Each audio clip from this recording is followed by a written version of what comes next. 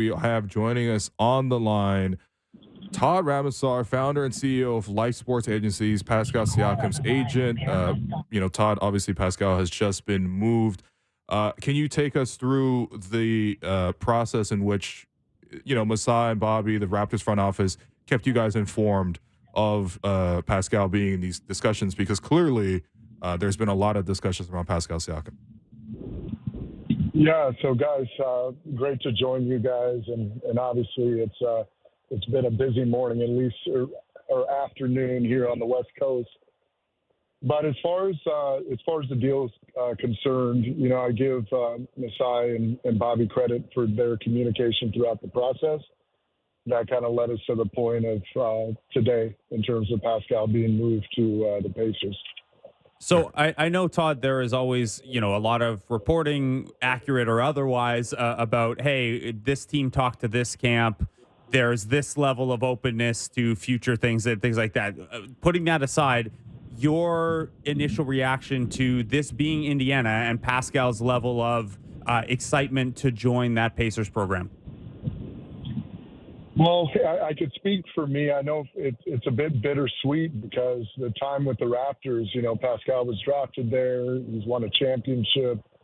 He's had so many relationships, friendships built there. So it's not just all excitement and elation just going from the Raptors organization to the Pacers. But in terms of that being where, we're at now at this point, of Pascal being in a Pacers uniform, they have a young budding superstar in Tyrese.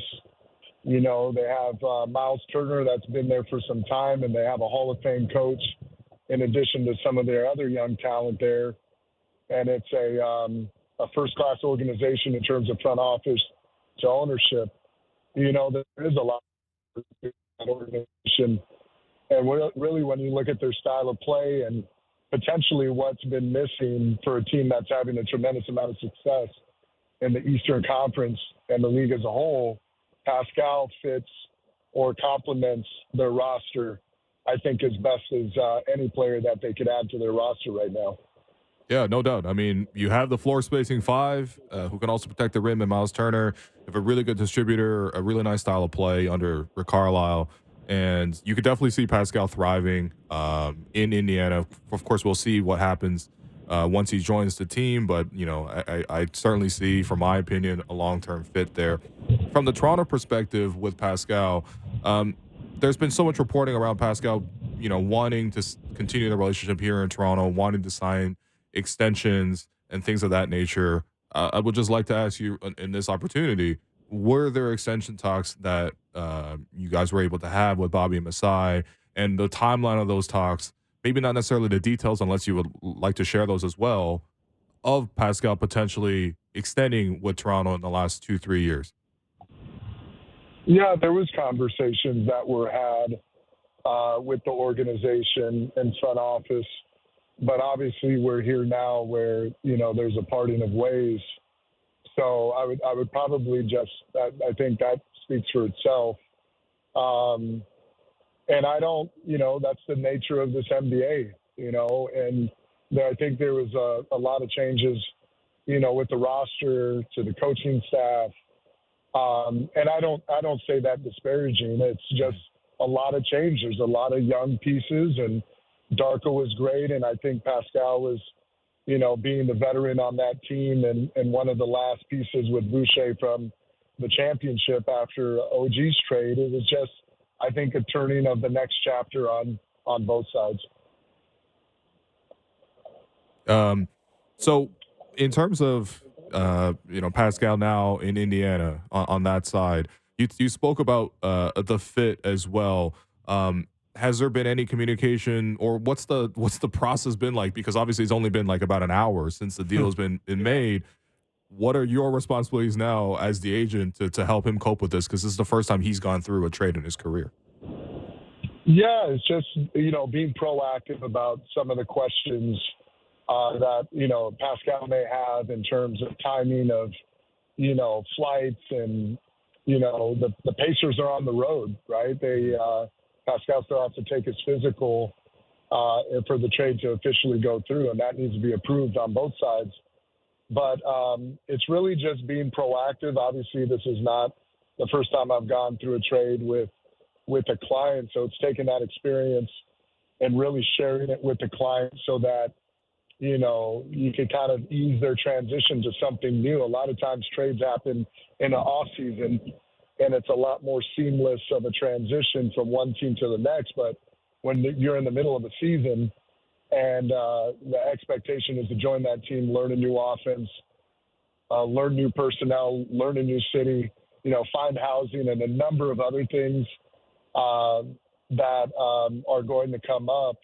It's just helping the client through that transition as best as possible. So their focus, in this case for Pascal, is going to be on the court and helping his new team win. Of course, and I'm sure there's going to be some familiarity from you guys too. Obviously, you guys also have Andrew Nemhard, who's been with the Pacers, and it'd be great to see both your clients in the same city as well. Shifting back to Pascal and just Toronto, because again, this is all happening, and everything's happening on the fly here. I wanted to ask you, from obviously representing Pascal and knowing from a long time, do you think this news caught him by surprise, and just in general his affection for the city of Toronto, having spent so much time here?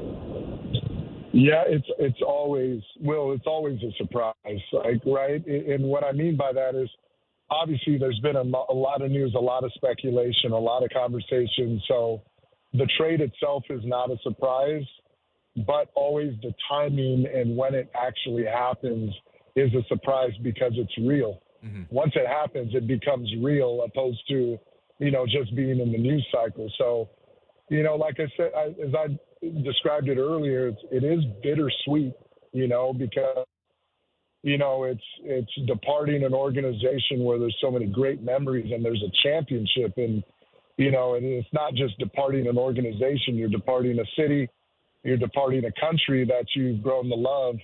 What would have been the last 8 years or 8 seasons, and it's a new chapter.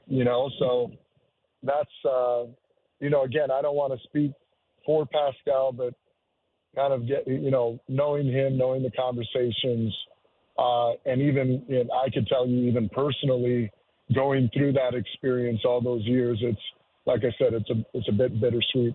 No doubt. But there's a lot to look forward to, and I have all the confidence in the world in Pascal and his work ethic, his professionalism, because it has not been easy to still show up and represent the Raptors organization with all this news swirling and being a professional and showing up for your teammates, your coaches, the fans, and everyone else. So that's what's exciting, at least moving forward for him. Yeah, that I see. Right. You mentioned it's not easy, because even just us on the show, sometimes we're like, every single day there's a new rumor, we talk about it, and people almost reach a point of fatigue about, like, when is this thing going to happen? But I think it's got to be even more frustrating for the player, because you have to stay professional, you have to sort of still give your best effort, and I still feel like he did that to the very end of his time in Toronto. Just 2 things to wrap up, because we are obviously going to miss Pascal a lot in Toronto. Just wanted to ask you if you had any memory of Pascal and his first workout in Toronto, or just how he got to Toronto in the first place, that you would like to share. Buffalo workout. Secret internationals only Buffalo workout is what I remember. You guys already know that workout, so I don't know if I have to shed much light, but what you guys know and what I know is real. Like that, Pascal was licking his chops in that, as they say, going into that workout. So yeah, kind of, I think when people see Pascal or to get to know him, he's so personable and likable, but there's this competitive spirit about him, this fire that, I think in situations like that, that just come out of him. And it was, it's what led the Raptors to take him there in the first round when he was relatively an unknown player, coming out of New Mexico State. So, yeah, that's how it came to be, Will, in terms of that.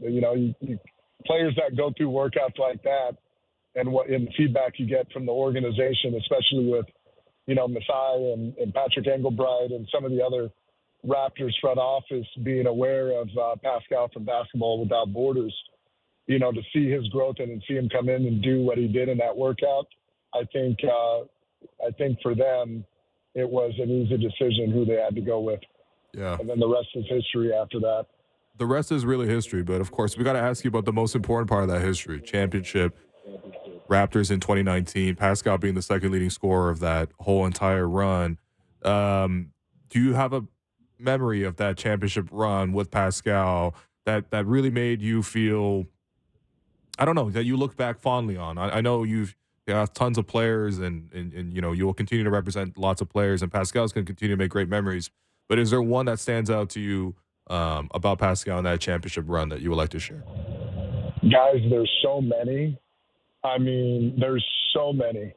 And there's so many kind of off the record, so to speak, memories, all positive and good. But there was something magical about that season that was even before the playoffs started. And I mean, like, this time of year of that season, something that stands out to me, and I was actually talking to Pascal about, it's just interesting,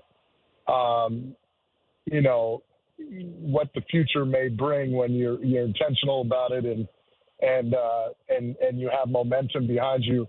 We were actually in the NBA office, and I actually had filmed it. Pascal had a meeting with the league office about just his initiatives as a young player that I just hung up on. Hello, guys, you there? Yeah, we're still here. Yep. Okay, I'm sorry. Just his initiatives, you know, for Africa and initiatives in Canada from a philanthropic standpoint. And we wrapped up the meeting, and the Larry O'Brien trophy is just right there, right? And I'll never forget, Pascal picked it up, and we were talking about winning a championship. And I have it on film, and he's rubbing the trophy and holding it and everything. And then literally a few months later, you know, the Raptors win the championship.